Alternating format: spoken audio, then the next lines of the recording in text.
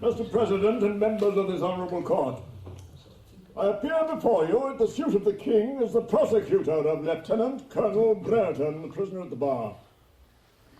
It's unnecessary that I should occupy the time of the court in expatiating on the nature of the charges here preferred against the prisoner. I shall therefore content myself with observing that among those charges are some which carry a culpability such as I verily believe to be altogether unprecedented in the case of a British officer. Bristol riots, with their disgraceful consequences, have formed a theme for discussion in every public print and in every private society throughout the kingdom. I hear he's pleading not guilty to all charges. Waste of time, I should have thought. It was a case of pure cowardice. The man was petrified with fear. I thought him courageous. He was totally incompetent, quite unable to deal with the situation. It was more than incompetence, Mr. Ludlow. Brereton is a dangerous man. A Man of Too Much Honour by Elizabeth Holford, with Alan Moore as Colonel Brereton and Howard Gurney as Milford. A Man of Too Much Honour. Now, Mr. Pinney, are you mayor of this town? I am. Now, will you tell the court what were the circumstances in which you decided to ask for detachment and soldiers to be sent to Bristol in October last, 1831? Well, the occasion was, as the court knows, the jail delivery which had been fixed for Saturday, October the 29th. Sir Charles Wetherell, who is recorder of the city, was due to open the assize on that date. And we, that is the magistracy, soon realised that his arrival would excite strong, in fact, violent public feelings. The friends of reform had stirred up the lowest elements of the city against him. There were noisy meetings, placards appeared on walls, and some of them very abusive. Sir Charles Wetherell is, of course, also a member of Parliament, is he not? Exactly, yes, and it was in that capacity that he'd spoken out against reform and apparently incensed the people of Bristol. And I'll be pleased to tell the court what steps were taken by the magistracy to guard the recorder. Well, it's difficult to decide what to do. Various ideas were put forward and, well, finally, Lieutenant Claxton suggested that the seamen of Bristol should be asked to form a protecting force. They are usually, I may say, a most well-behaved body of men. He held a meeting on board his ship, the Earl of Liverpool, on October the 18th. I was with Alderman Milford on that evening, and we got the news at his house. Mr. Pinney, a word in your ear, if I may. Oh, yes, certainly. Let us withdraw, shall we, and leave the ladies to applaud.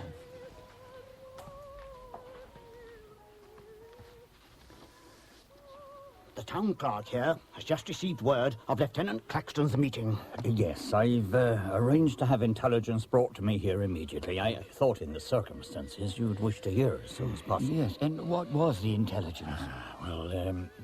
Bad news, I'm afraid, Mr. Pinney. The seamen have absolutely refused. Oh, dear. Yes, there've been noisy scenes. Yes, not a riot, I suppose? Not quite. They held a meeting and have passed a resolution saying they were loyal to the king, but will not be made a cat's paw of the corporation. Oh, cat's paw, indeed. This is the political union. This is Herapath's language. These damned radicals are stirring up the whole town. They're stirring up the whole country. I hear there were several people killed in the riots at Derby. Yes. They broke into the city jail, you know. Yes, and they set the castle on fire at Nottingham. That is why we must have adequate protection for the assize opening. I think we should go back to the plan suggested at our last meeting. Well, then, ask the Home Secretary for a detachment of dragoons. Yes, I hear he's likely to be sympathetic. They say he's very perturbed about the unrest up and down the country. Encore! Encore! I never thought my first act as mayor would be to send for the military. These are unusual times, Mr. Pinney.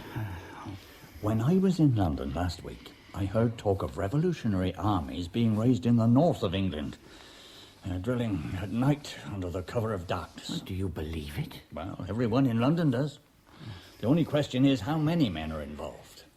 Some say 50,000, some say more. Miss Milford. What shall I sing for an encore, Papa? Mr. Pinney, my eldest girl, Emma. She's joined us since dinner. How do you do, sir? Last time I saw you, Emma, well, you were in pinafores. And now I suppose you've come out. Well, I'm half out. When there are even numbers, I dine in the nursery. What shall I sing? Oh, anything you like, dear. With not too much trilling. I'll do my best. Charming. I can't believe she's grown up so quickly. Yes, you'll be losing her to some young man before long. My wife has some ideas on the subject, I believe. It's agreed, then. We send a deputation to Lord Melbourne. Well, yes, I suppose we must. And I have another suggestion. We should ask Herapath to get his political union to provide a civil guard for the recording. Yeah, but do you think they would? But they should. They're pledged to help bring in reform without breakdown of law and order. I would ensure keeping them out of mischief on that day. Yes. But would you trust them? It seems to me the political unions are getting altogether too much power. Well, I trust Herapath. He is a gentleman after all. Yes, though how a member of such an old family and a distinguished scholar, too, could degrade him. Quite. He's a good mind wasted. Then, of course, he is a dissenter. Those who turn against the established church are the first to want to overthrow the established traditions of the country. Yes, but would the political union agree to our bringing in the military?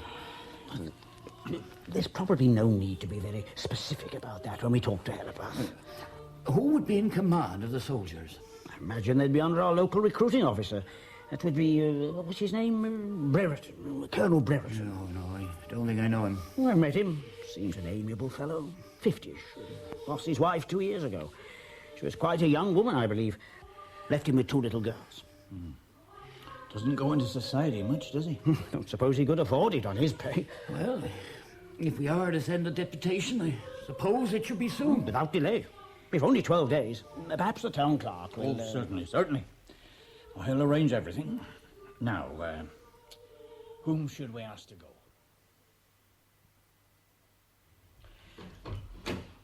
Well, Emma, did you enjoy the party? Yes, Papa. It was very pleasant. Oh, we had a delightful evening. Lady Emily is charming, and she quite agrees with me about the Clifton assemblies. Assemblies? That we must keep them exclusive. You know what a worrying time my committee has had with quite the wrong people trying to get invitations. But what a pity you had to withdraw for so long, my dear. You missed all the music. We had corporation matters to discuss. There's some problems over the opening of the assize, but however, all is being arranged quite satisfactorily. Whether all shall have adequate protection when he comes down. Why is he so unpopular? Well, because as a good Tory, he spoke out in Parliament against the Reform Bill. Which the Lords have now had the sense to throw out. And some irresponsible and unprincipled men have worked on the poorest people in the town to feel they have a grievance against him. The Whigs and Radicals? Oh, the Whigs are quite respectable. We dine with several Whig families, do we not, Mr. Milford? Indeed, the Mayor is a Whig. Prime Minister's a Whig. The Whigs are prepared to allow reform to come in as a matter of political expedience. The Radicals are the dangerous men. They want to overthrow the whole Constitution. Everyone talks about reform, but I'm not very sure what it is. Well, my dear, it's hard to explain in a way you'd understand. Parliamentary reform is what is chiefly talked about. You see, members of Parliament have always been elected by the peers of the realm, landowners and property owners, responsible people who know how affairs should be run. Now, these radicals want to overthrow the tradition of hundreds of years and extend the vote to a lot of tradesmen who know nothing about it. So only the wealthy should vote? Wealth brings responsibilities. That's why the magistracy of this town is made up of our sort of people. And it's the same with the government of the country. I suppose we got our wealth through the slave trade. Emma, don't keep plaguing Papa with questions. Oh, we did very largely. It's a great pity it was ever put a stop to. Your grandfather and others of his generation built up the commerce of this town and made it what it is, a second city in the land. I've tried to follow in his tradition, and I hope your brother will do the same. Bristol owes a lot to families like ours. Don't forget that, Emma. No, Mamma. Yes. Well, off with you to bed now and get your beauty sleep. Good night, sir. Good night, Mamma. Good night, my love.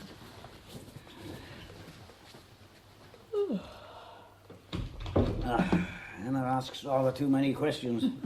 She should be thinking of young men and dances at her age.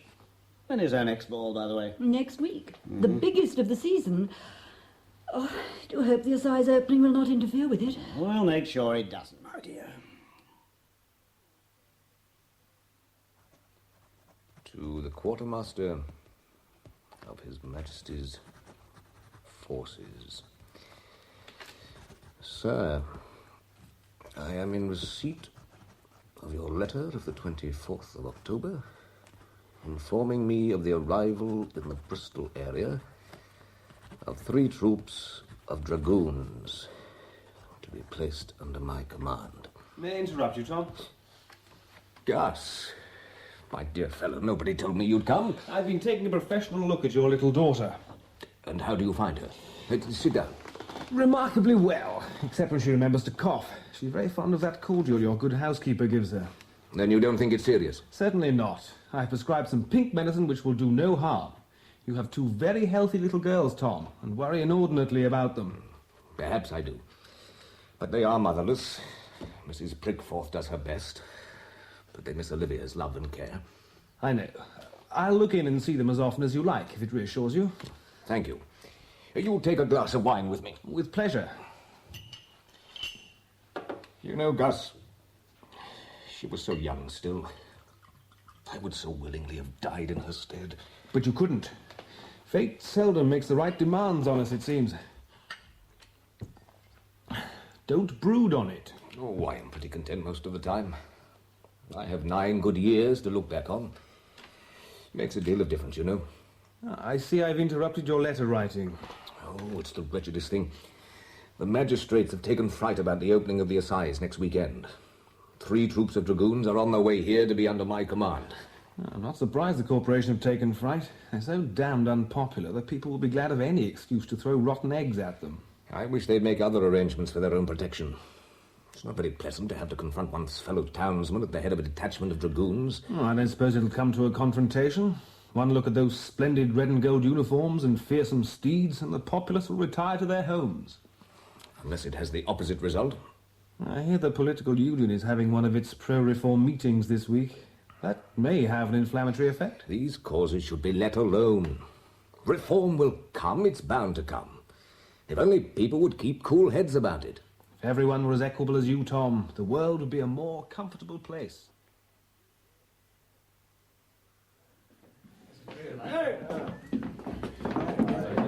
Good night to you. Good night. Good night, Banshee. Oh, thanks for your excellent speech. Good night. Hey, Mr. Airpath. That was a good speech you gave. I like what you said about the longer reform was delayed, the more the people would demand. It helps us to be patient. The Lord knows we've waited long enough. I'm glad you support us, Mr... Davis, sir. Davis. Christopher Davis. It's the bishops that are to blame, I reckon. They threw out the bill. They talk of Christianity, but they don't care anything for the poor. There are ragged children here running about the streets with no one to care for them. It breaks my heart to see them. And when there are rich folk living in great houses... I know, Mr. Davis. Stuffing themselves with food and got their money by owning slaves... I agree. But even when we get the reform bill passed, these things won't change at once, you know. They'd like to make us their slaves, that's what I say. They take our money and they never count for it. They get a man down from London who despises us, to judge our poor wretches in prison. And now they're bringing in soldiers to crush us if we dare speak against them. Bringing in soldiers? Where did you hear this? It was true, sir. A man who came down in the mail coach this afternoon told my wife's cousin he passed columns of soldiers on horseback coming this way. This man, my wife's cousin's friend, he pulls down the window and asks one of the soldiers where they're going.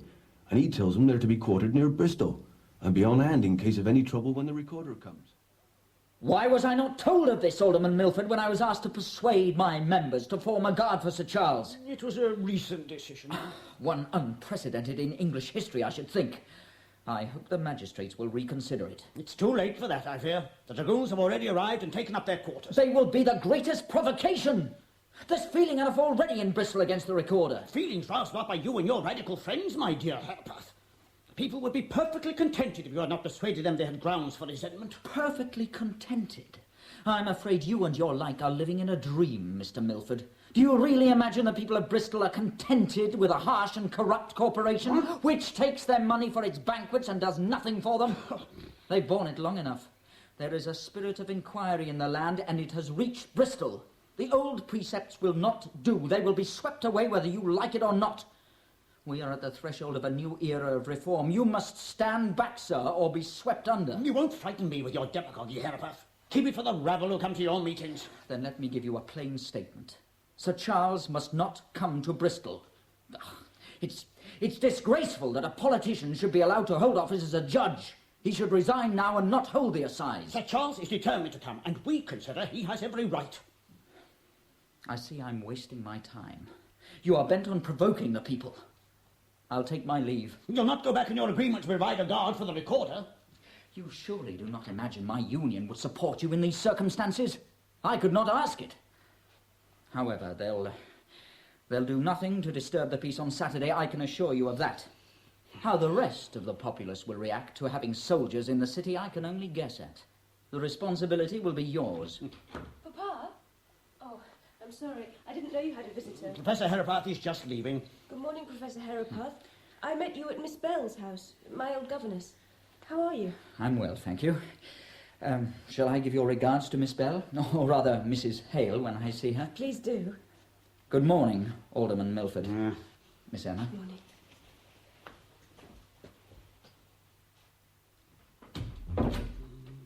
There's no need for you to greet Professor Herapath so cordially, Emma. He is Vice President of the Political Union, which is a dangerous and disruptive element in the town, and opposes the corporation at every possible opportunity. Is he a revolutionary? He seemed so very nice when I met him at Miss Bell's. And that's another thing.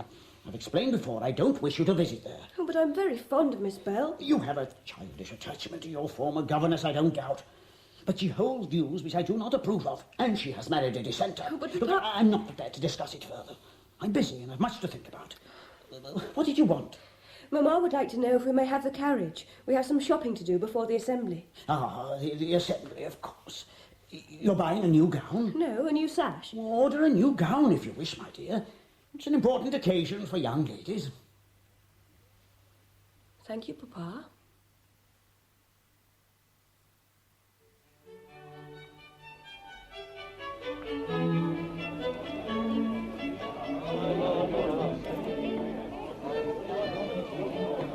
My dear, may I introduce Captain Gage of the 14th Dragoons and Captain Warrington of the 3rd Dragoon Guards. My wife and my daughter, Emma. Honoured, ma'am. Miss Milford. Good evening, gentlemen. It was most kind of you to get us invitations, ma'am. We are very glad to have you in the city, are we not, Miss Milford? I've been hearing such dreadful tales, I don't sleep easy in my bed. Lady Emily's sister was sitting down to dine with her family when some bestial-looking men broke into the house, armed with blunderbusses, and snatched the food off the table under their very eyes. I may say there are bands of ruffians setting fire to ricks not 30 miles from here. Never fear, my dear. These gentlemen will protect us. I see the mayor has looked in. I must go and have a word with him. You need have no fears for Saturday, ma'am. If there's any trouble, we shall charge and disperse them in 5 minutes. Shan't we, Warrington? A crowd is no match for a detachment of mounted dragoons, I assure you. I hope the horses won't be hurt. You rode past our windows when you came in yesterday and they looked so beautiful. I regret you were only looking at the horses, Miss Milford. I'm sure I remember your face at the window. Really? Yes, certain of it. I don't remember you, but I saw you, Captain Warrington.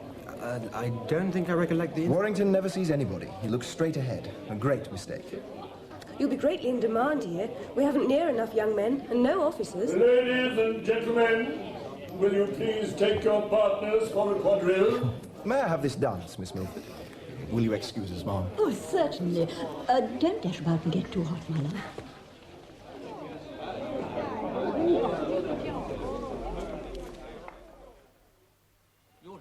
Your deal, Gus. Colonel, thought we might find you in the card room. I don't think you've met our new mayor. Mr. Pinney, may I introduce Colonel Brereton, our local field inspecting officer. How do you do, sir? And Major Loinsworth, Surgeon to the Army. Evening. Oh, very glad to meet you both. I feel somewhat out of touch after having been abroad so long. Bristol's a pleasant place to come back to, I found. Indeed, yes, in spite of the present unrest, and that'll soon pass, I'm sure. Indeed, I believe we're not near so unsettled as most of the country. Of course, I'm in favour of reform myself, unlike my friend Milford. We agree to differ. Yes, well, we mustn't allow ourselves to be bullied by these radicals. And I'm very glad to know you'll be in charge of the troops, Colonel. I shall keep them well out of the way. But of course we shall be at the ready in case you need us. Oh, I sincerely hope that won't be necessary. The Home Secretary was insistent they should only be used if absolutely unavoidable. We won't go further than a few hisses and boos. This is the West Country, after all. Well, I hope you're right, Major. Well, gentlemen, I must be on my way. I only just looked in. I don't care for late hours. I shall not be let off so lightly, I fear. My daughter is dancing with one of your young officers and looks as though she's enjoying herself. Wait until your daughters are of dancing age, eh, Colonel? Good night. Good night. Good night. Our new mayor seems a rather nervous character. I'm sure his fellow magistrates will take good care of him. I wonder why they chose a Whig when they're all Tories. For the same reason as we've got a Whig government, to see reform through quietly. Well, there doesn't seem much hope of that, judged by the present state of affairs. Well, Tories hold the radicals to blame for that. A plague on both the houses, I say. When they create this sort of situation and expect us to keep the peace. Isn't that one of our younger lads wandering about? Oh, good evening, Captain Warrington. I thought you were dancing with Emma Milford. That was Captain Gage, sir. We were both introduced, but he... Was quicker off the mark, eh? I am not much of a dancing man. That's a poor excuse. You must secure her for the next dance. She's a pretty girl. You were honoured to be introduced. The Milfords rank exceedingly high in Bristol. Alderman Milford owns a vast deal of shipping and a vast deal of estates in the West Indies. So did his father. They're a wealthy Tory family. You can go no higher here. Mr. Milford was kind enough to be friendly towards us. He's a good friend to have. Powerful man.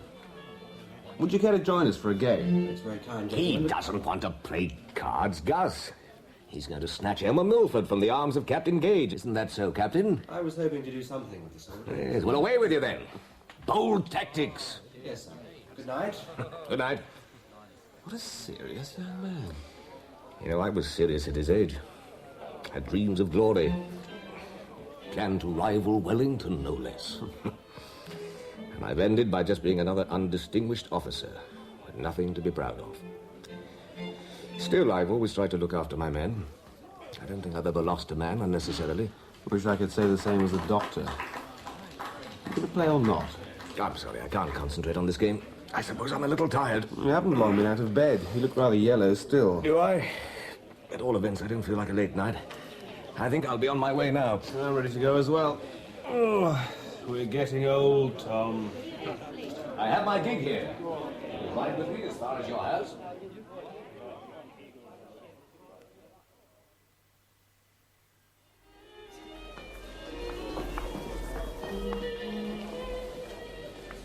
You dance very well, Captain Warrington. Don't look so anxious. I'm afraid I've had little practice. I have been soldiering since I was of dancing age. You speak as though officers never attended balls. Why did you choose to go into the army? I never thought of doing anything else. My father and brother were soldiers, my grandfather was, and my great-grandfather. I can't imagine what I should have done if I'd not been able to get a commission. Have you ever killed anyone, Captain Warrington? Well, yes. In the course of battle, you know. If we didn't kill them, they would kill us. Yes, I suppose so. Oh, now will we take hands again? That's right. You're becoming very proficient. But do you feel very nervous? Dancing? No, going into battle. Not really. There's no time to think. I see. You ask rather surprising questions, Miss Milford. I have to take what opportunities I can to find out about things. I left school last summer. What do young ladies do in Bristol when they have left school? Oh, I drive out with Mamma, take piano lessons, go to assemblies like this one. Not a very exciting life. Do you want an exciting life? I should like there to be something more than just marrying and living all my life in or near Bristol, which is what I probably will do. What else could you do? Oh, you sound like everybody else, except Miss Bell. She was my governess for 2 years when I was a little girl, and she made everything interesting. She said one should always be going forward. Every new generation had something to contribute, women as well as men. She sounds like a blue stocking. She said one should always think things out for oneself, never take anything for granted. So perhaps that has made me restless. My father didn't approve of her views at all, and when he found out she belonged to a society for the emancipation of slaves, she had to go. I thought I should never get over it. Did you ever hear from her? Oh, yes. She married and lives not far from us now. And your parents allow you to visit? Papa has forbidden it, unfortunately. That'll make it quite difficult. But you will still go? Yes. I don't like deceiving my parents, but this matters to me very much. I think you are a most remarkable girl, Miss Milford.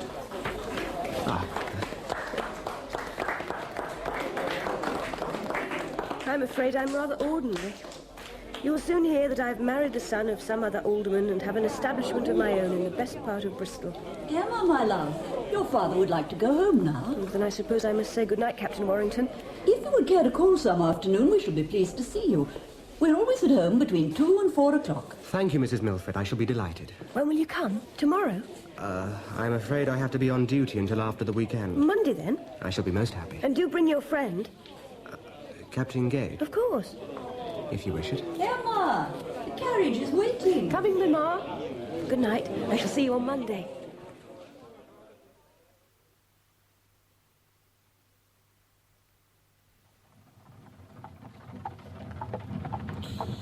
Frost in the air. Very sharp.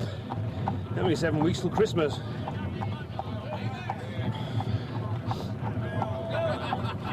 What the devil's that? Whoa, there, steady go. Whoa, whoa. A bell and no bishops! Oh, Charlie Wetherell! We'll send you home!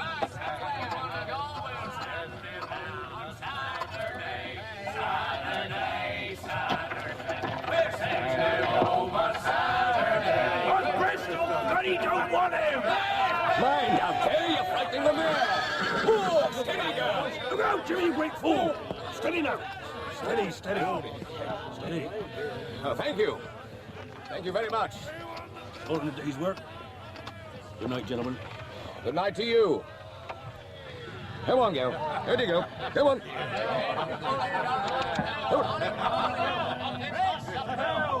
Hey, we want the bell! Luckily, there was one sensible man among them. I know that man. I know his face. He has a business down by the docks. Davis, that's the name. Good-hearted fellow. Does a good deal for the ragged children down there. But he can't take a drop of drink.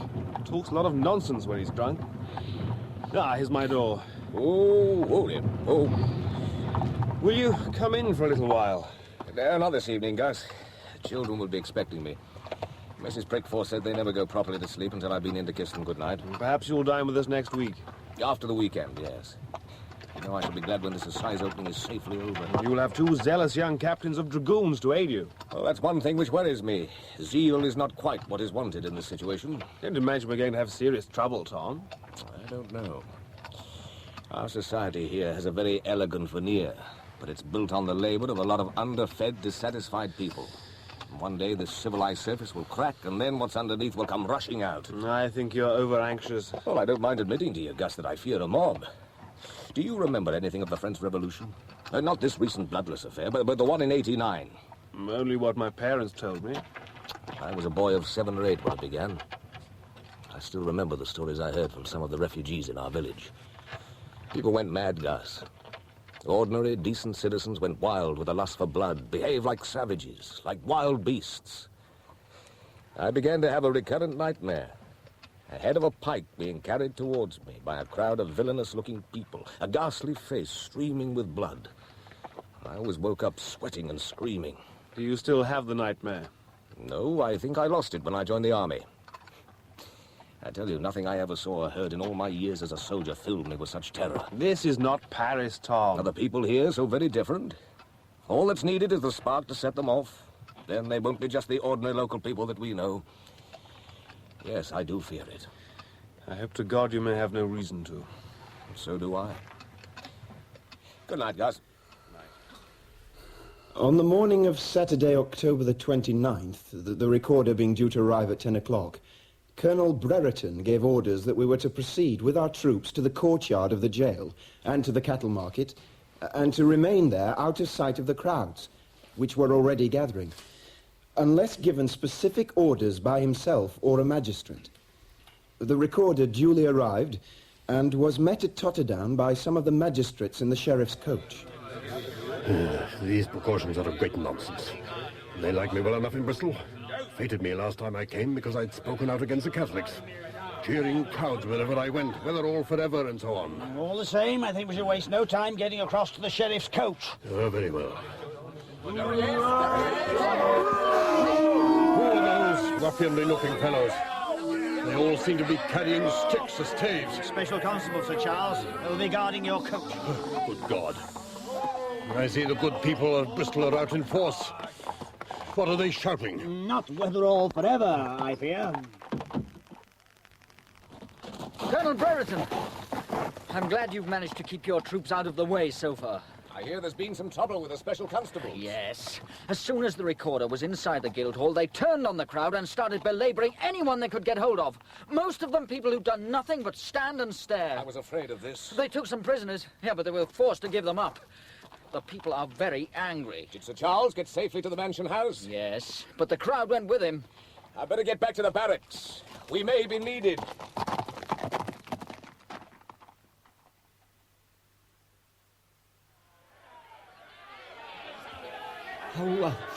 How many out there now, Mr. Milford? Oh, more than there were. Several hundred. The square's full and they're pressing up against the railings below us. That was a stone. It's a bloody disgrace. The mansion house under siege. I never heard of such a thing in England. There are a lot of turncoats. Fated me last time I was here.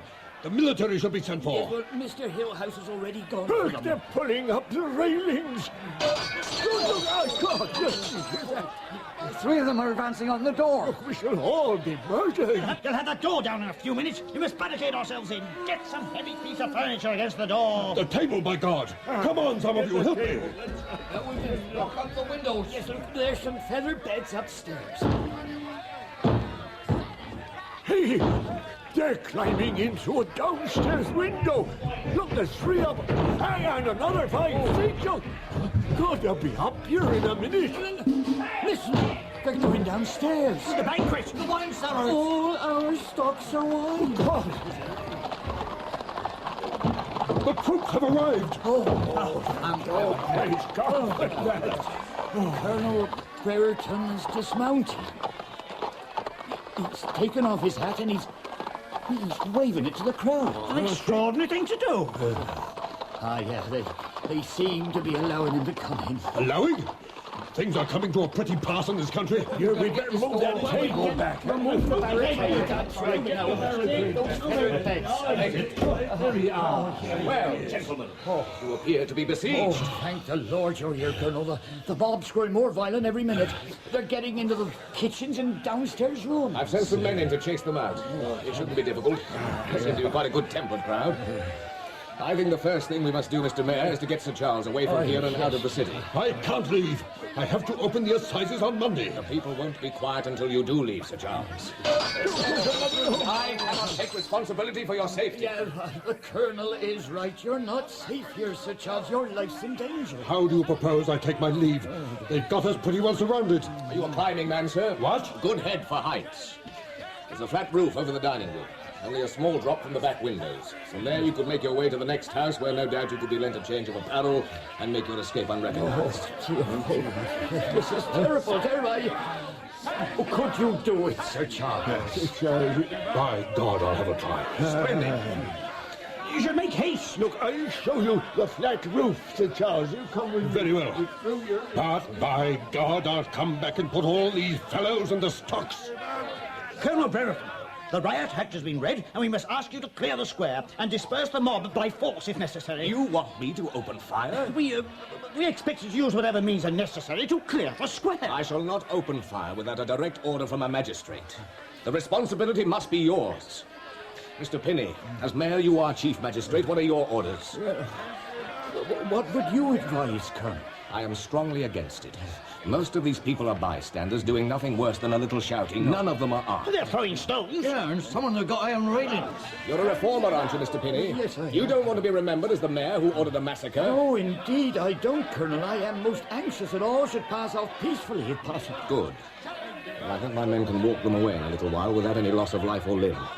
Then you will all be able to go home if you want. We shall patrol the square through the night and be responsible for the peace of the city.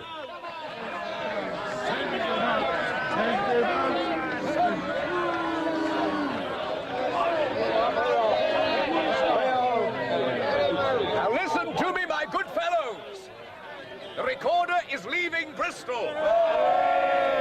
You have sent him away as you wanted to do.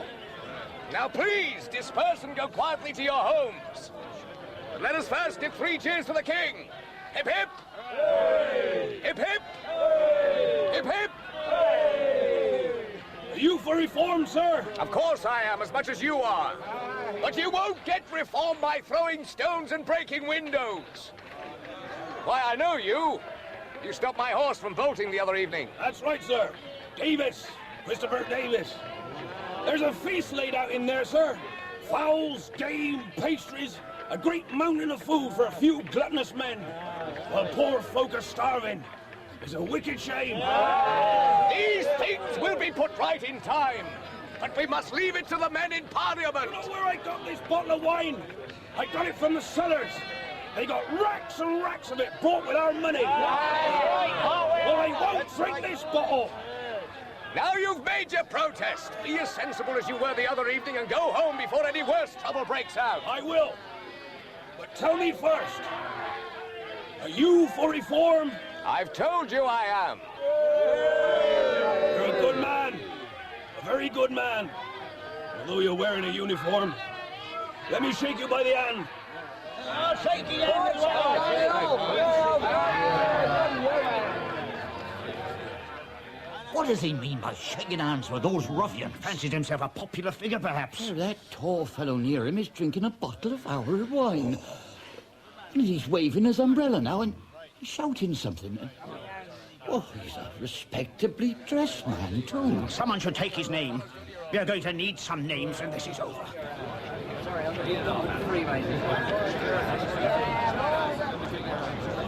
Keep walking your men through the crowd, Captain Gage. We shall soon disperse them. If you must use swords, use the flat only. It's a large crowd, sir. Could we not fire a couple of shots and send them off? We could, but we are not going to do so. It only took 10 minutes to clear St. Peter's Field at Manchester of 10,000 people. But they left hundreds of innocent bystanders dead and dying on the grass. I don't want that sort of victory in my city.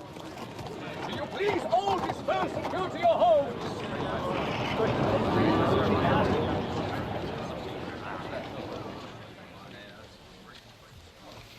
Well, gentlemen, the crowd is beginning to disperse. I think quite soon you will be able to go home. It's taking some time, isn't it? It does take some time to clear crowds without using unnecessary force.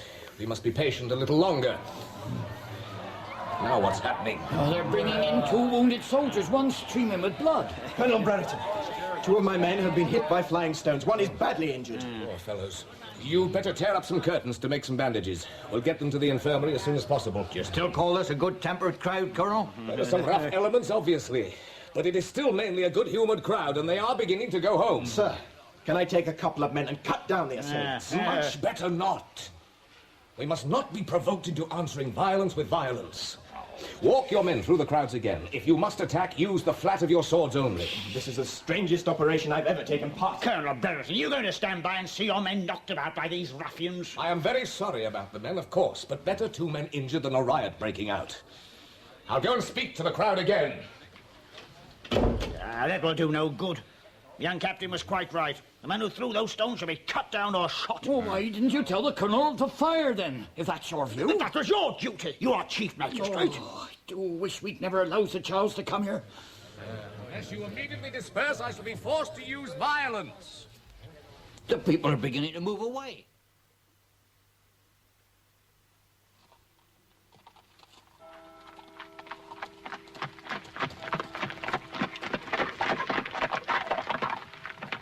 Quiet here, Captain Warrington? Pretty quiet, sir, at last. Good. Some youths are breaking windows at the council house. I sent Captain Gage off to scatter them. Otherwise, I think the city is fairly peaceful. It's midnight. Yes, and the night is cold. People will be glad to get home to their beds. There's nothing much to stay out for now the magistrates have all gone home. And they know the recorder has left Bristol. Have you heard any news of him, sir? Yes, he's safely out of the city. Disguised himself as a postilion, apparently, and got away unrecognized. I didn't imagine there was so much political feeling in Bristol. I'm afraid most of the crowds we had this evening know little of reform. It's a word to pin their hopes on. Many of them are wretchedly poor, you know, and the law deals harshly with them. A man can be transported for 7 years for demanding food in a menacing way. You can't blame them for supporting any prospect of change. Are you in favour of reform, sir? In favour? You might as well ask whether I'm in favour of the railways. I think reform will come as the railways are coming. And no doubt it will be an excellent thing. There's plenty that needs putting right in the country. You young people will see a lot of changes. Well, if it continues as quiet as this, I shall be able to celebrate my daughter's birthday tomorrow. Her birthday, sir? Yes, I hate disappointing the children. After all, one is only 6 years old once. I suppose so. You're not married yet? No, sir. Well, don't waste too much time about it. Don't follow my example and wait till you're nearly 40. Gives a center to one's life, you know. Sense of proportion. My God, what's that? I hope the 14th haven't got into difficulties. I'll go and see, sir. Come on, boy. It will crack. It will crack.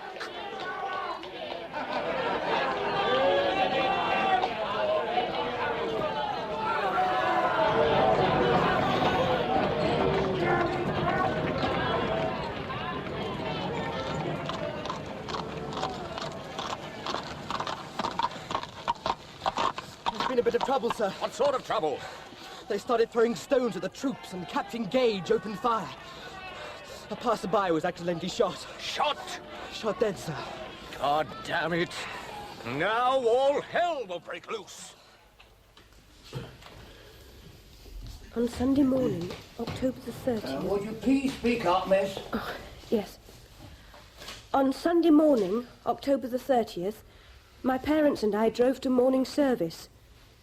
It had not been possible to have the civic procession, but my father thought it important that we should go to church as usual, to show we were not intimidated by a rabble. As we approached Queen's Square, we heard a great noise and saw that there were crowds there, mostly poor and ragged-looking people shouting and booing. 2 squadrons of dragoons were drawn up, and I saw Captain Gage and Captain Warrington. We shall be attacked. I knew it wasn't safe to go out. For heaven's sake, my dear, let us go home at once before we're all murdered. Quiet, my dear. There's no danger. Beatson, you must turn round at once. We must get back. What is going to happen? Will they open fire? I hope they will not fire on those poor little people. Be quiet, child. Bateson, there are crowds surging up behind us. Better draw into that alleyway. Quickly, man, quickly. Sorry, sir. Captain Gage is leading his troop away. Can't imagine why. Oh, look at those poor little children. I didn't know there were people like this in our town. Ah, there's Colonel Brereton. What in God's name is going on, Colonel? Rioting has broken out again. It's now much more serious. I had to withdraw my picket from the mansion house to arrest them early this morning. A crowd collected and broke in. The special constables were useless. What about the mayor? Is he safe? He managed to escape across the roofs. I believe he's now at the council house with some of the magistrates. I'm afraid the 14th are the chief cause of the trouble. They shot a passerby during the night and the crowd are furious with them. I've just sent them back to their quarters. That leaves only 1 squadron here. It's quite insufficient. The 3rd are still respected by the crowd, and with their help I hope to prevent things getting any worse. That's all we can do until reinforcements arrive tomorrow. It is not all you can do, Colonel. Your men must open fire and clear this mob from the square. If they fire with the mob in this mood, the whole city will be given up to slaughter. Your men must soon scatter these people. I think not. They've been on duty for 24 hours and are very tired. Their horses also. They will be murdered, every one of them. I cannot see my men uselessly sacrificed and the city becoming a battlefield. Colonel Brereton, I am a magistrate and I am ordering you to open fire. I am afraid I must refuse. You refuse? I will take full responsibility. This is insupportable. We shall be attacked. I know we shall. You are quite safe at present, ma'am. But I should advise you, Mr. Milford, to get your wife and daughter home as soon as possible. You can go quite safely by the back street, I think. I must get back to my men. Is it a riot? I've never seen a riot. And I hope to God you'll not see one now. Bateson, take the ladies home. When you're back, see that all the doors and windows are locked and barred. Sir? No one is to go out. Now, my dear, there's no need to be alarmed. You will be safe indoors. What, are you not coming, Papa? No, I must go to the council house and see the mayor. Something has got to be done.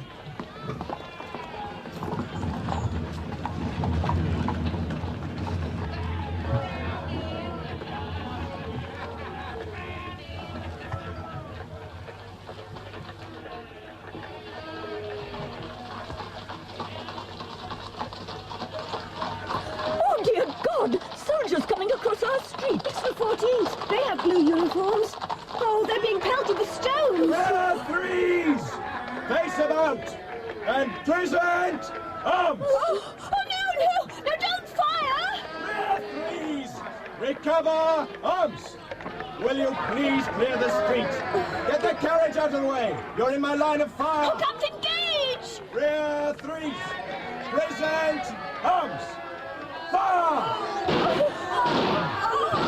Present arms! Fire!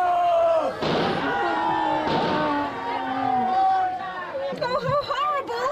There's blood all over the street! Oh, that poor man!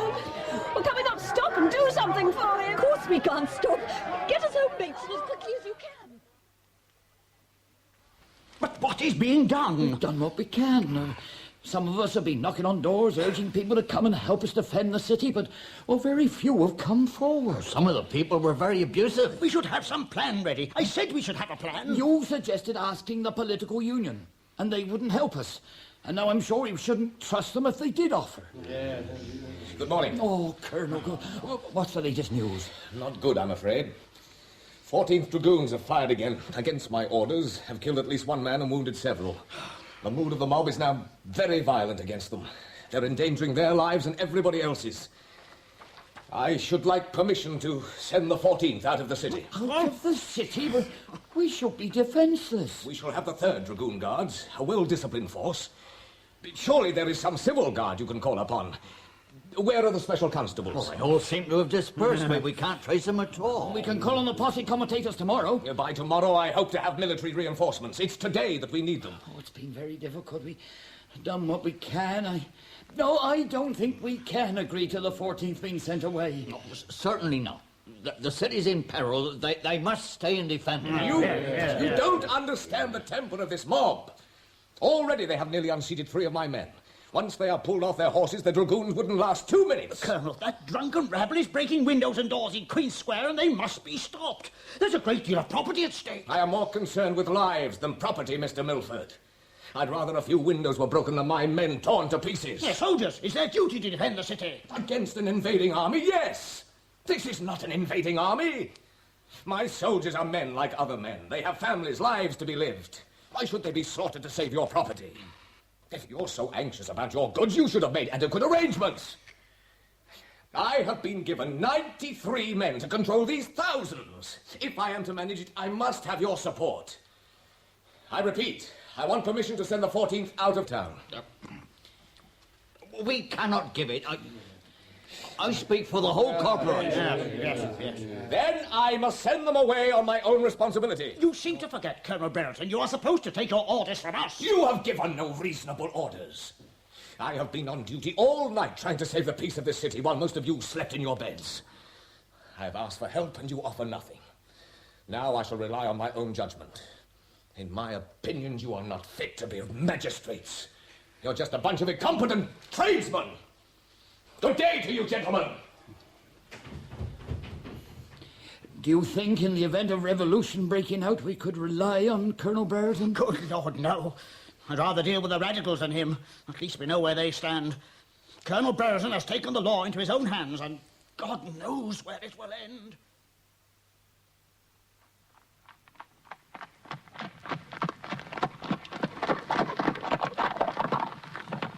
Well, Gus, how are things here? 4 men cut by flying stones and pieces of iron, but none seriously hurt. I suppose you know that several people have been taken to the infirmary with shot wounds and saber cuts. Yes. I am going to send the 14th out of town. They're a danger to us all. The magistrates have agreed? No. Is that wise, Tom? I think so. I can't rely on them for direction. I must take decisions for myself. If these people are provoked again, there will be burning and plunder and murder in the streets on a scale I dare not imagine. You've asked for reinforcements? Yes, but they cannot arrive before tomorrow, and they may have difficulty in getting through to us. I hear they've already been risings at Bath and Merthyr Tydfil in sympathy with the rioters here. They will try to delay the troops from setting out. So, this is the situation you dreaded? Yes, but now that it has come, I find myself ready for it. What do you propose to do? Well, first, send Gage and his troop out of the city. Then I shall speak to the mob. Captain Gage, what Was a troop of the 14th Dragoons ordered into Queen Square under your command on Sunday morning, 30th of October? Yes, about 10 o'clock. And did Lieutenant Colonel Brereton sometime afterwards order the 14th to leave the square and return to their quarters? Colonel Brereton ordered me to retire immediately with the troop to their quarters, as it was evident we were the whole and sole cause of the disturbance. And were you later ordered by Lieutenant Colonel Brereton to leave Bristol with a squadron of the 14th Dragoons? I was ordered by Lieutenant Colonel Brereton to leave Bristol on Sunday, as I imagine between 1 and 2 o'clock. State the manner and the place in which that order was conveyed. I received the order verbally from Lieutenant Colonel Brereton in the yard of Fisher's livery stables. The words were, Captain Gage, march your squadron immediately out of Bristol. If you do not, the whole squadron will be murdered. At that moment, my own horse and 7 privates were at Lee's livery stables. Some delay ensued from my having to send for them. Colonel Brereton came to me a second time.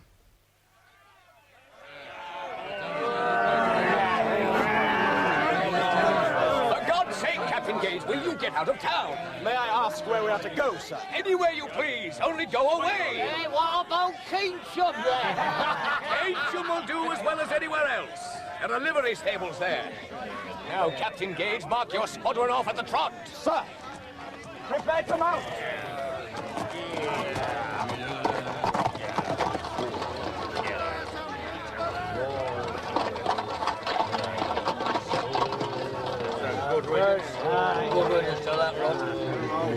What's happening here now, Captain Warrington? The crowds are increasing all the time, sir. They seem very hostile. Walk your men round the square again, Captain. Try to disperse them, but on no account use force. We are few and we are all tired. They are thousands. If you're attacked, you may use the flat of your swords, but nothing else. Do you understand? Yes, sir, but... Well? If I may suggest, could we not charge them? My men are not too tired. They are ready and eager to have a try. I'm sure they are. Have you any experience of a mob, Captain? Not as large as this one, sir. If its mood turns really black, it could have us off our horses in no time, and they make mincemeat of us. A mob has a will of its own voice, and its own mindless actions. It is essential we keep them reasonably good-tempered until the other troops get through to us. Now, I'd like you to clear a way through to the center of the crowd. I'm going to speak to them. See what I can do by persuasion. You'll be in great danger, sir. I'm not worried about that. But surely There is a tide in the affairs of men which take on at the flood. You know your Julius Caesar, Captain? Sir? A great play. I've been in the shallows too long. Move forward, then. Give me a bit of space. My good fellows! I know there has been some shooting. Down with the blues! That was against my orders. And there will be an inquiry. I have sent the 14th out of Bristol. The recorder left Bristol last night and will not be coming back. You all know me, you know I tell the truth. Now, for God's sake, leave this square and go quietly to your homes. This is Sunday, a day of peace. 3 cheers for the king. Hip, hip. Hip, hip. Hip, hip. He's telling the truth. He's a good man. You here again, Mr. Davis? Have you no wife and family waiting for you at home? My wife's in church. She's a good woman. Believes all the clergy tell her. But I say they're hypocrites. If she's a good woman, you should be thankful. Go home and eat your Sunday dinner she's cooked for you. There's many as will have no Sunday dinner. You will do no good by staying here. The Riot Act has been read many times. You are all breaking the law. Look, for God's sake, go home. And persuade these men to do so too, if you have any influence. Oh, you're right, sir. I believe you're right. What am I doing here? My wife told me not to come. To the bridewell! Burn it down! Go to your homes! There must be no more destruction, I beg you! Go to your homes! To the bridewell!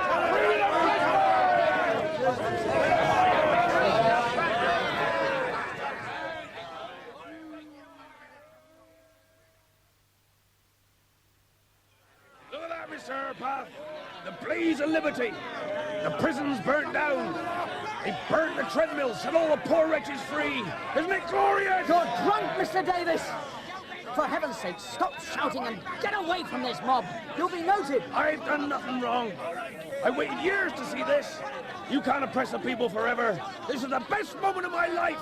I vote we go to Lawford's Gate Jail next. The Bishop Palace. No toss for it, did it? Heads to jail, tails to palace. Oh, palace tears. Down with the churches, I say! And mend the rotten pavements with them! No more fires! People will be injured and killed. Leave us alone, and we'll leave you alone. Colonel Brereton, what's to be done? I've done all I can. Why in heaven's name did you start all this? We tried to arouse people to a sense of their rights. This is anarchy. Mindless destruction. Whatever you meant to do, you've raised a whirlwind. I believe we could still save the day if we could get some cooperation from the magistrates. I've just been to the council house to offer the help of my union, but they're too scared to accept. All they're thinking about is how to save their own property. However, I shall get some men together and do what I can. I wish you good luck. Mr. Ludlow, you are town clerk of this town, are you not? I am. Did you hear, or were you engaged in a discussion which took place between some of the civil authorities and Lieutenant Colonel Brereton as to the expediency of recalling the 14th Dragoon? I was. Now be pleased to relate what passed. Well, many of the citizens were attending in the large outer hall of the Guildhall.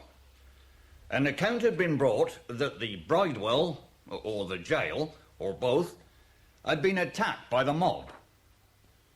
The citizens asked why the soldiers were not brought up, and said, "We will hazard our lives if supported by troops, but we will not act without them." I spoke to Colonel Brereton before the persons in the hall, representing the dreadful state the city was in. I distinctly said to him, "Colonel Brereton, I demand that you bring back the 14th. I cannot do it, sir. Cannot?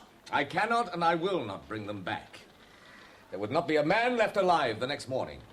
If no one else reports your conduct to the authorities, Colonel Brereton, I will do so myself. Do what you please, but I must get back and try to control the mob.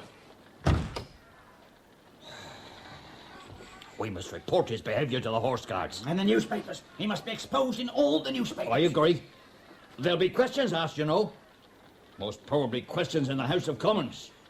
We must make sure the blame goes to the right quarter. If we're not all destroyed first by his insane actions.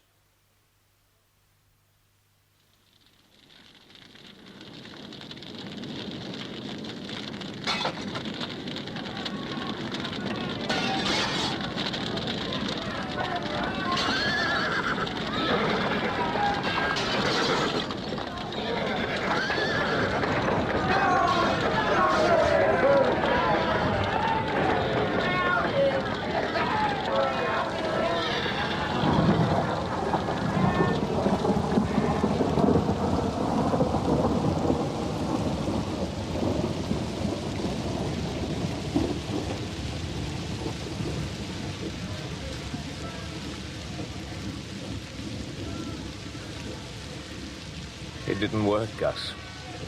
I couldn't hold them. You've done your best. Center of the city looks like a burning hell. Crowds getting drunk on stolen wine. Some have died in the flames, I believe.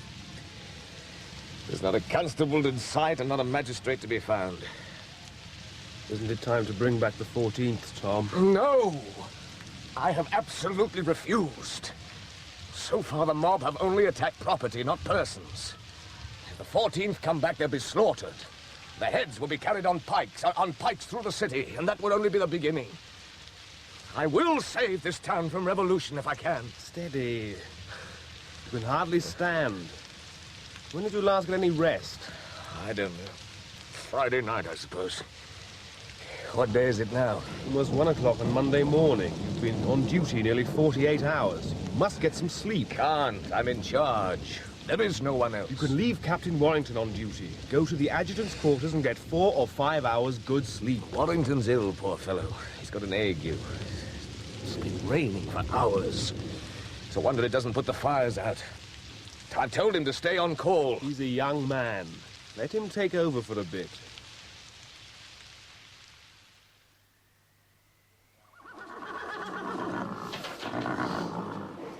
Captain Warrington to be found here? Here I am. Who wants me? Ah, Captain, we come with an urgent message from the mayor.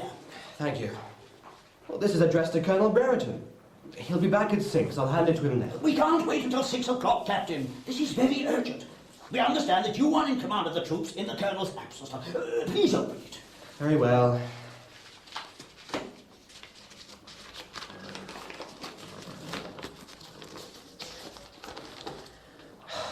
I direct you as commanding officer of His Majesty's troops to take the most vigorous, effective and decisive measures in your power to quell the existing riot and prevent further destruction of property. Signed, Charles Pinney. I cannot act on this, gentlemen. It must wait for my commanding officer. In his absence, you are in command. Will you please order out the troops and charge the rioters? Colonel Brereton has expressly forbidden the use of any force. Never mind, Colonel Brereton. You are in charge now. I am under Colonel Brereton's orders. This is no time to wait for orders. A second city in the land is blazing. The mayor has asked you to defend it. Where is Mr. Pinney? The paper is only headed Bristol 3 o'clock in the morning. It is advisable to keep the mayor's whereabouts secret at the moment. You can take it from us. He is in Bristol. What is the matter with you? Are you ill? I have a fever, a chill. But I am quite ready and able to go out if I have proper authority. If I do order up the troops, I shall require a magistrate to go every step of the way with me. That wouldn't do. No, with the rioters and their present fury, it is better the magistrates are not seen in the city. Then I cannot order out the troops. Are you refusing to set out? Without proper authority, yes. You will regret this, Captain Warrington. Come along, John. We're wasting our time here. There will be a reckoning when this madness is over, Captain. Do not be in any doubt of that.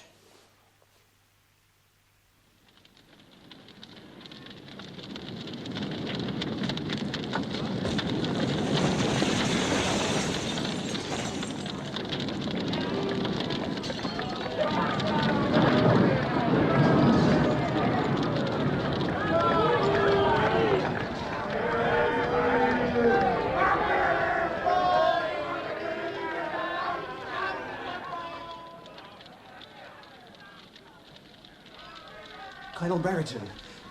Colonel Brereton. I'm very sorry to disturb you, sir, but the magistrates insisted that I woke you. What o'clock is it? 5 in the morning, sir. It's very light. The fire, sir. They say you can see a pin drop 7 miles away. Is the rioting still going on? Why, yes, sir. The whole of the centre of the city is alight. Nothing is being done. The men with the fire appliances are afraid to come out. The magistrates insist that you order out the troops at once. It's a nightmare. There is nothing more I can do. But, sir, we must try to save the city. Worse than my worst imaginings. The men are very willing to have a try. It will be a massacre. Of us or them. May I tell a magistrate you will be coming down, sir? Oh, very well. I will dress and come down. You may tell the gentlemen I will be with them in a few minutes. Thank you, sir. You're doing your best. This was never in the rule book, was it?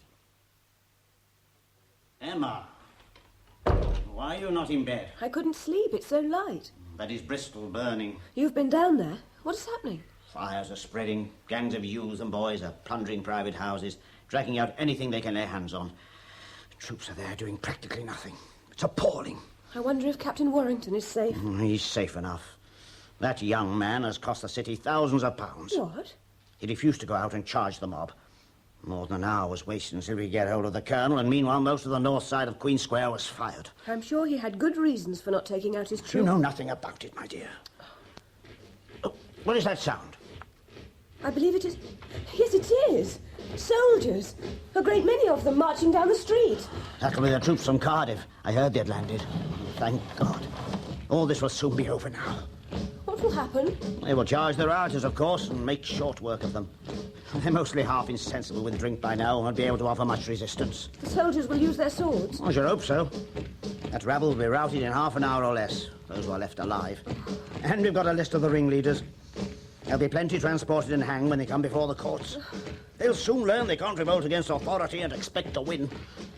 Did you hear they burned the new jail and let the prisoners out? They must have felt very desperate. Desperate? Don't you go getting any sentimental ideas about those creatures. They're trash to you, aren't they, Papa? What do you mean? Those poor ragged people. You hate and despise them. Emma! As you do your slaves. Talking in a very silly, childish manner. Excuse me, Papa. I think I'm just beginning to grow up. Now listen to me, miss. Good night, Papa. I'm going back to my room.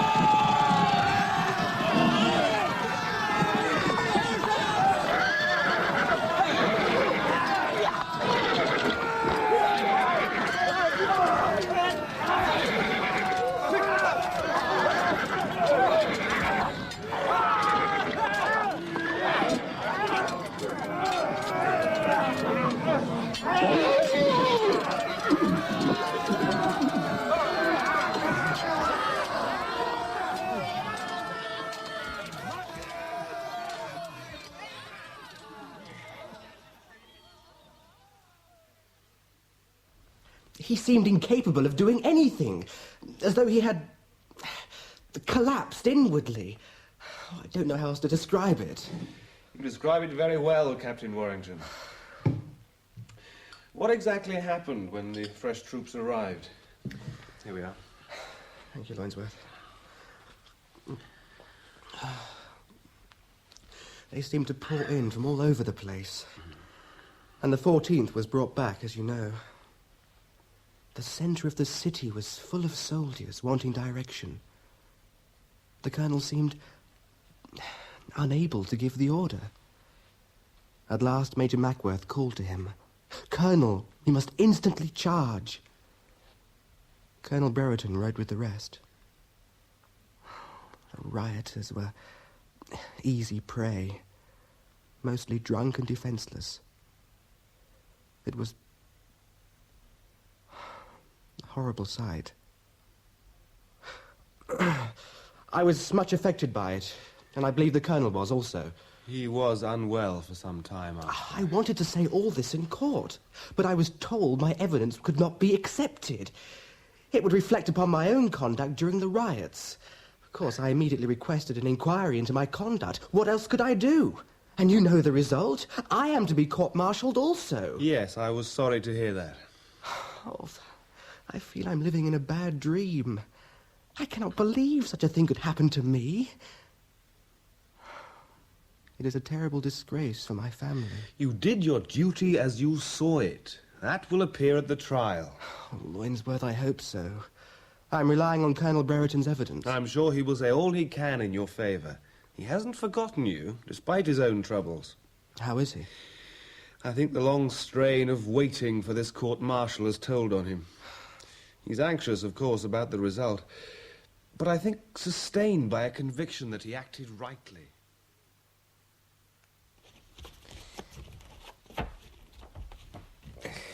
Another victory to you, Gus. I'm afraid I played a poor hand. Will you have another game? No, I've no heart for it. It didn't go badly today. The mayor did you good service by cutting such a poor figure. He certainly seemed rather confused, poor man. Don't waste your pity on him. He lost no time in trying to shift all the blame onto you. The corporation have been very much criticised, you know. It was a disaster. A total disaster. Haunts my dreams. But I don't see that I could have acted differently. Could I have fired on the crowds on Saturday and killed innocent people? Could I have retained the 14th and let them be murdered? I am convinced that I was right to do as I did. I'm sure you were, Tom. And I didn't lose a single man. That's a cause for satisfaction. I was right. But how to convince the court? 11 charges. You have a good chance, Tom. If only I had Warrington's evidence. Poor fellow. His army career means everything to him. I'm dreading tomorrow. Gage will be in the witness stand again. I believe that young man hates me. Hates you? Isn't that rather strong? He's an arrogant young man, and I made him look foolish in front of a crowd of people.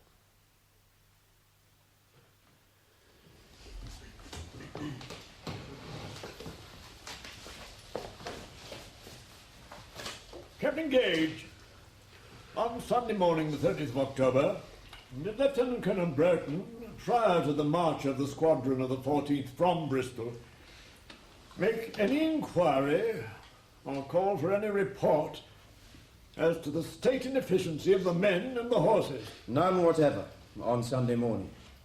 I see. Now, Captain, I attach considerable importance to your answers to the next questions. In what state, as to the freshness and efficiency for duty, were the men and the horses at the time of the squadron marching out of Bristol?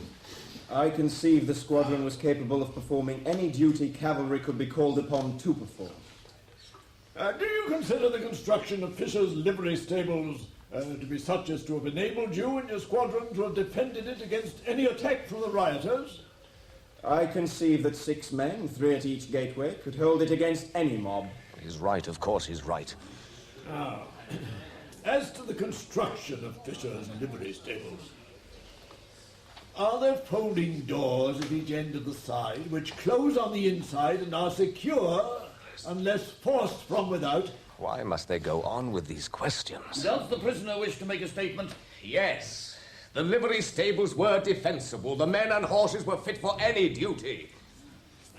Very well. We'll take the next charge. You may stand down, Captain Gage. Charges which carry a culpability altogether unprecedented in the case of a British officer. I told him the rioting must be put down. The square must be cleared. His answer, the troops cannot and shall not fire. For that he, Colonel Brereton, conducted himself in a feeble and temporizing manner, calculated to encourage the rioters. The town clerk directed Colonel Brereton immediately to bring back the 14th. He replied, I will not, sir. For that he ordered the whole of the squadron of the 14th Light Dragoons to move from Bristol to Keynsham in violation of the duty wherewith he was entrusted. I sent him out of town and the mob cheered. He repeatedly refused to comply with the directions and entreaties of the said magistrates to recall the said squadron from Keynsham. He said, I cannot and I will not bring back the 14th. And when it was his duty to resist and put down the rioters, weakly yielded to or temporized with them, frequently shaking hands with them. I saw him pass and repass continually, take off his hat and huzzah to the mob, who were running after him, taking all of his answer. He pulled off his hat and made his obeisance to the lowest of the low. Such conduct on the part of Lieutenant Colonel Brereton being highly disgraceful to his character as an officer, tending to destroy the confidence of the troops in their officers, and to reflect dishonour on His Majesty's service. There is no point in continuing with this. The next witness.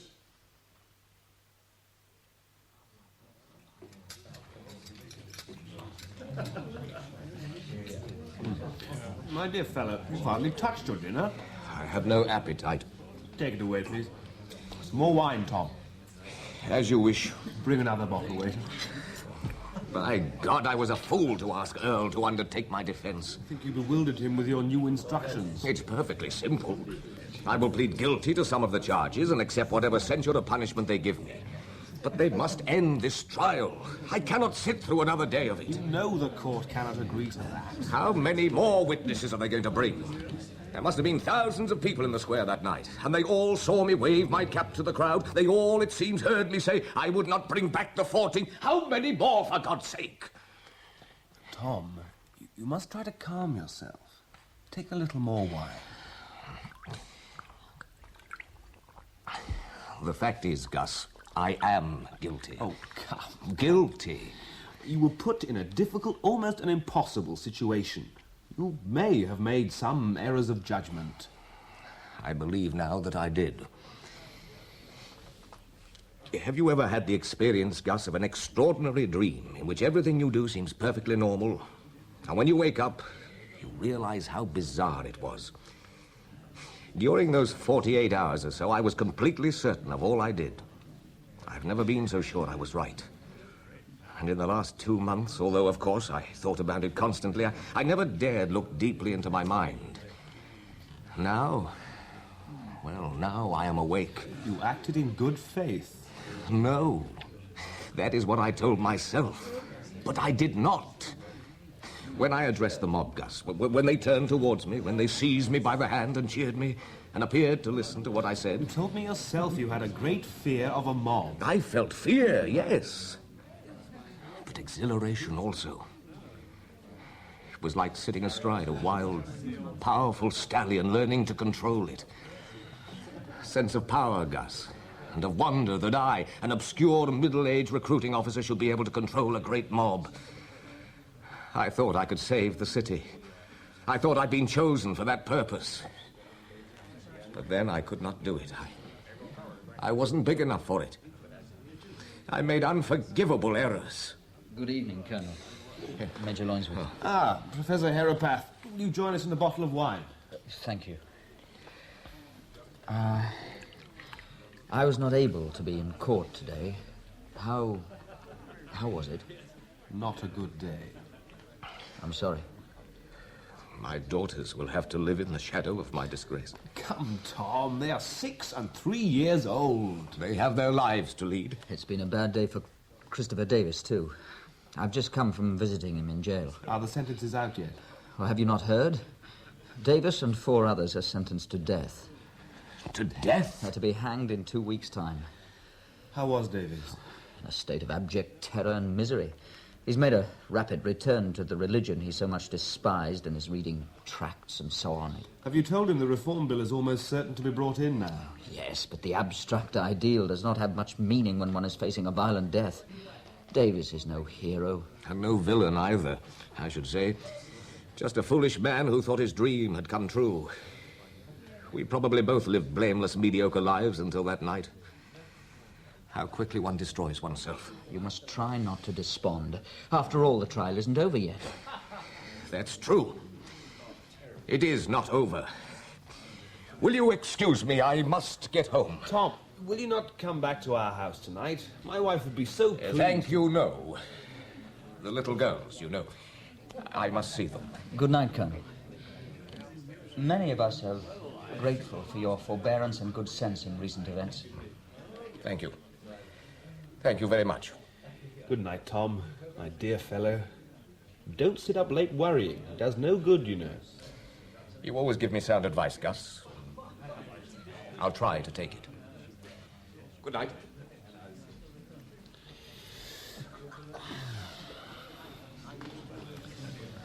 Thank goodness he has his children to keep him from total despair.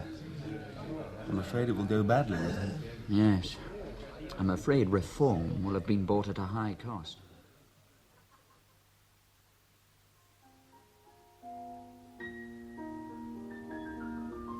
I think so far the corporation has come out of it quite well. Oh, I hope so. Your evidence about demanding the return of the 14th was very strong and clear. Oh, thank you. Emma, my dear, leave your tinkling, will you? Yes, Brereton has no chance of acquittal, I should say. Oh, not a chance. I suppose we shall be called upon for Captain Warrington's court-martial next week. It will be cashiered without doubt. Pity he can't be transported. We don't want that sort of young man in the country. He's cost me a small fortune in property by his inactivity. It's my belief he was on the side of the rioters. I hear he expressed some sympathy with the men who were to be hanged. Oh, he'll be utterly disgraced, whatever the sentence. You seem to take great satisfaction in the ruin of other people's lives, so long as your wealth and prestige are protected. How dare you speak like that to your elders? I'm sorry to offend you, Papa, but I find I can no longer respect your judgment.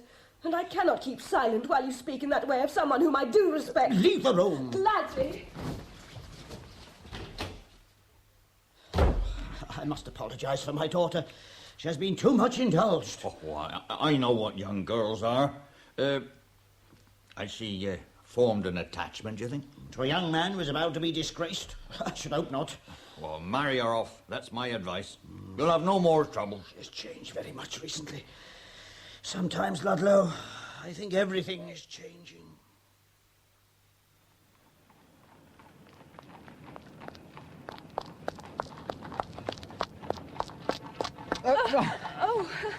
Miss Milford. Oh, Professor Herapath. Oh, how wonderful to run into you. Even though literally. But should you be out unaccompanied so late in the evening? I'm going to Miss Bell's.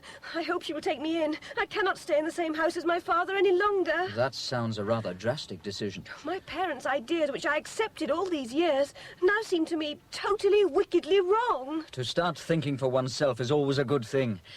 Leaving home without resources is another. Let me take you to Miss Bell's. We'll discuss it together.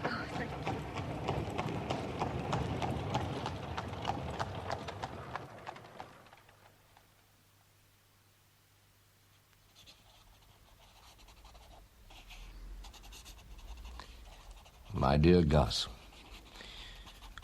when one of you said this evening, the trial is not yet over, it gave me hope and resolution. Judgment has not yet been given. I am not yet disgraced. No explanations. It will be construed as an admission of guilt. Mrs. Pigforth, some wood for this fire. Mrs. Pigforth? All gone to bed, I suppose. Well, now then.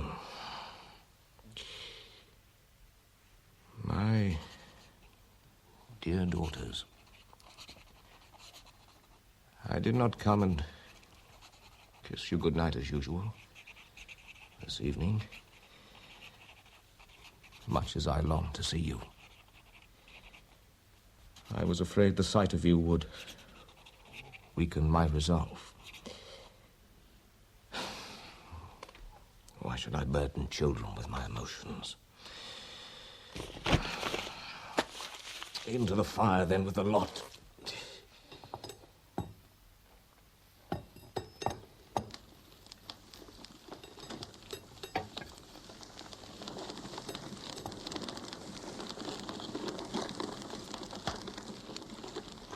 That's the best way.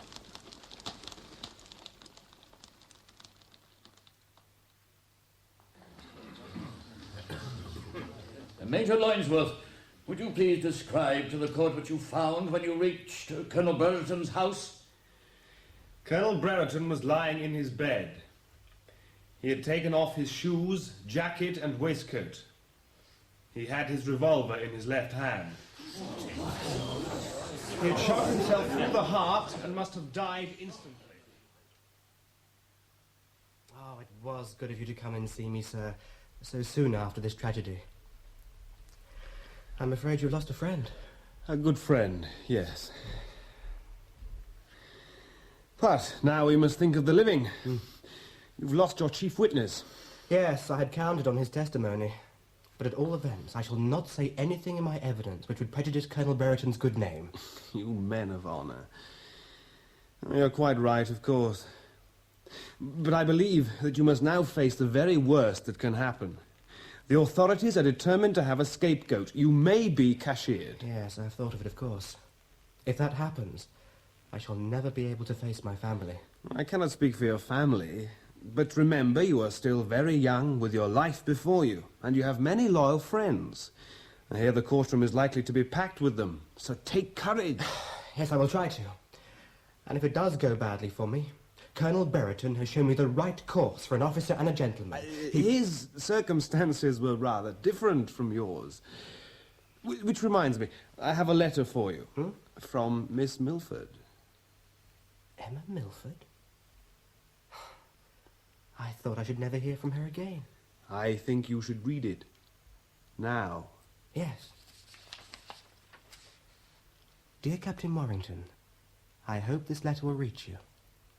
I am much watched at home at present, and shall have to rely on a younger sister to dispatch it.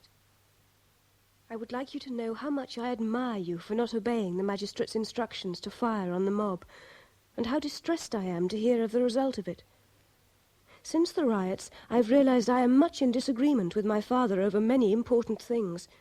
I wanted to leave home, but Miss Bell, you remember my telling you about her, has persuaded me to stay here until I come of age in 2 years' time. Then I cannot be prevented from going to live in her household and helping her and some other ladies in a school they are starting for ragged children, a venture I look forward to with my whole heart.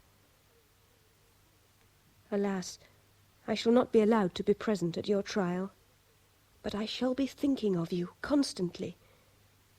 I implore you to have courage. and to remember that whatever the verdict, I shall always, so long as you wish it, be your true friend, Emma Milford. Emma Milford.